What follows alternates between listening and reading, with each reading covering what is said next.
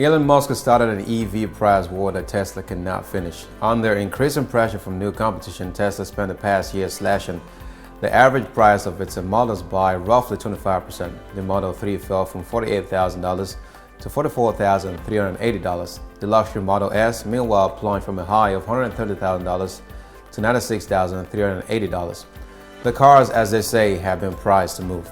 It's an unusual business strategy, to put it mildly. I can't think of another point in the history of automotive when a brand that wasn't going out of business cut prices 20% a year. Mark Shermer, the director of communication and research firm Cox Automotive, told me.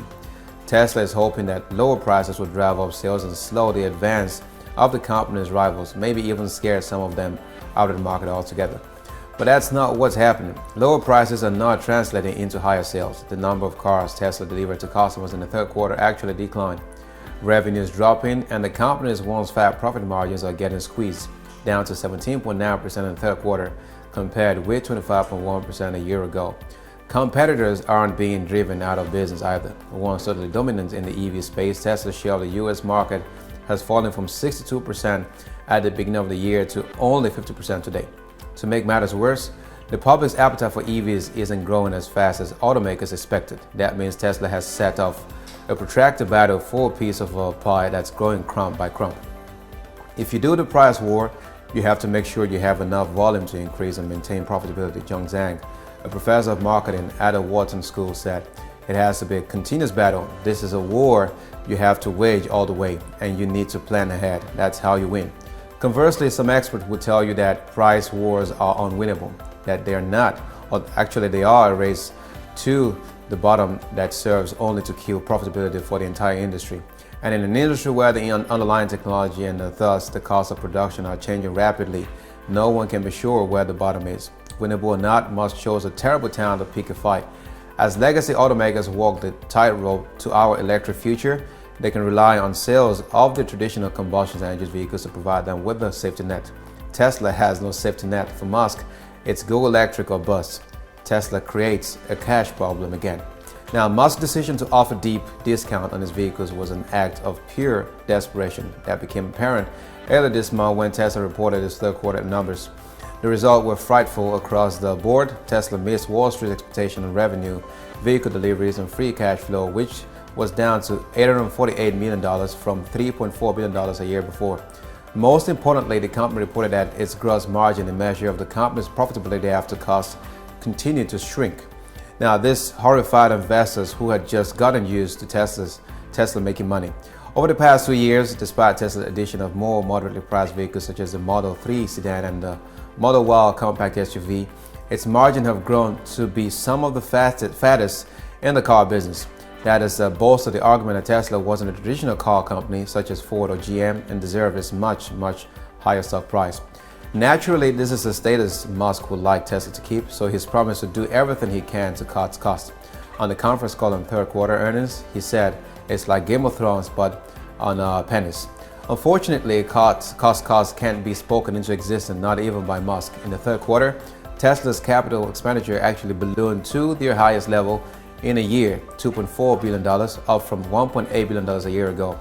If prices are going down and costs are going up, even the most fervent of Musk Wall Street believers will tell you that margin don't have a prayer. Musk gave no indication of when this cash drought would end or how margin would improve. He could not say when the company's Cybertruck would be available to the public, and even admitted that Tesla had dug its own grave trying to build the new vehicle. He also could not provide detail on when there would be a meaningful update to the aging models that currently make up Tesla's fleet. But there was one thing Musk was clear on: prices need to keep coming down. In a call that Wall Street widely acknowledged as one of Tesla's worst in some time, it was like a mantra Musk repeated over and over again, with a certainty born more of fate rather than fact. So I just can't emphasize again how important cost is, Musk said. It's not an optional thing for most people, it's a necessary thing. We have to make our cars more affordable so that people can buy them. The only real hope Musk offered investors was a suggestion that driverless car technology would eventually someday offset Tesla's falling prices. But how exactly the math would work on that trade-off was unclear. A month into his pricing campaign, Musk has nothing to show for it and no plans to change. The market responded to Musk's disappearing profit by dragging Tesla's stock down 15%. The whole EV market is in a cash bleed. Now, Tesla's dismal result illuminated Musk's short-term reason for the desperate pricing strategy, but the underlying reason is even more alarming. Despite increasing demand and bountiful government investment, the world's transition from gas to electric cars is not going as smoothly as automakers expected. Experts will tell you with certainty that EVs are the future and that internal combustion engines will eventually disappear from America's driveways and parking lots. But the march to electrified highways isn't proceeding in a straight line. There are two main reasons, and that consumers' appetite for EVs hasn't been as robust as automakers initially expected. One is the uneven way new technologies are adopted. It inevitably takes a while to sell people on even the most amazing innovation. The other is the slowing global economy. Customers around the world have become more price sensitive, which is bad news for EVs. While the average selling price of an electric vehicle is going down from $65,000 last year to $53,633 in July, it's still higher than the average selling price for new vehicles overall, which hovers around $48,451. Traditional car makers from Ford and GM to BMW and Mercedes have responded to the EV price challenge by doing what they do best, building the gas cars that customers still want. Ford is able to balance production of gas, hybrid, and electric vehicles to match the speed of EV adoption in a way that others can't. John Lawler, Ford's chief financial officer, said during the company's latest call, that's obviously good for customers who gets the product they want, and good for us too, because disciplined capital allocation and not chasing scale at all costs maximizes profitability and cash flow. But while the traditional automakers can coast on their older models, Tesla doesn't have that option. Cue the price cuts. Musk started a price war. Now, Schimmer of Cox Automotive said, I do think there was nothing else he could do, in that he doesn't have anything really new to compete against these other companies. He says it isn't because he has a demand problem, but have been in this business a long time and have never seen anyone cut prices without having a demand problem. Now, Musk's goal to undercut the rest of the market on price is no secret, and it's made other car companies none too happy. Given the uncertainty around the future of EVs, almost every other automaker is reluctant to slash prices on their models because doing so would make continued investment in EV tech an even tougher business case to make. In April, Ford CEO Jim Farley said Tesla's cut could start an unsustainable price war, but the company still felt forced to cut the price of its Mustang Mach-E SUV at least twice this year. Now, many auto executives are refusing to engage in Musk fight because they know from experience that the best way to win a price war is not to get into one in the first place. We have no interest in sinking prices to gain market share, as BMW CEO Oliver Zip said in a recent call with investors. That is not our strategy. There are other, more imaginative, more savvy ways to entice customers without a fire sale.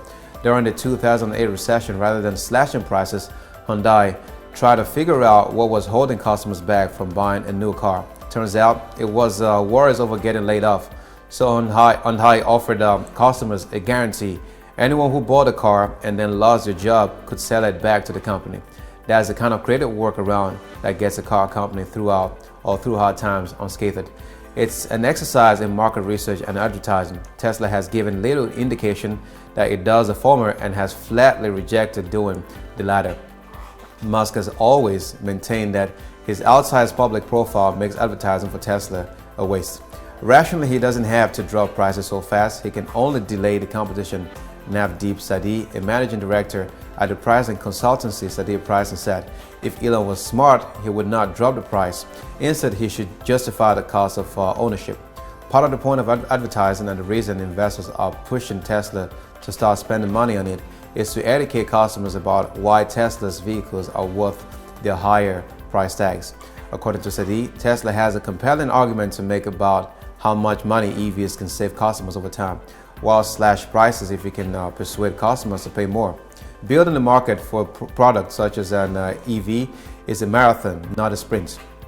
Traditional car makers expect to lose money on their EVs for the foreseeable future. Tesla just became profitable in 2021. If it slides back into the red because of its price cuts, expect investors to run in another direction, a losing battle. If the short-term point of Tesla's price cut is to maintain its market share and sell more cars, it's not working. At the same time, the move could damage Tesla in the long term. When companies play with price, Zhang said, they are playing with customers' expectation. Once customers get used to paying $40,000 for a standard EV, they're not going to go back to $60,000. In a price war, you may prompt a few more people to buy from you today, but you'll be sacrificing millions of dollars in future sales. Then there are all the customers who paid that $60,000 in the past, learning that they could have saved thousands of dollars if they had waited a few months to make their purchase has a negative impact on brand loyalty. In China, Tesla's price cut even sparked protests among owners who paid more for their vehicles. But Musk isn't thinking about the future. He needs the money he hopes to make from the price cut, and he needs it now. Making cars is an expensive business, and if the price cut doesn't generate more demand, Tesla's fortune could change rather quickly. Now, if you have a factory that makes something and you're not selling it, you're losing huge money in automotive, Schumer said. This is a moment when you want an experienced team of automotive executives at the helm of your company. Instead, Tesla is onboarding a new chief financial officer, Zach Kirkhorn, a Tesla veteran of 13 years who presided over the most profitable quarters in the company's history, stepped down as chief financial officer in August.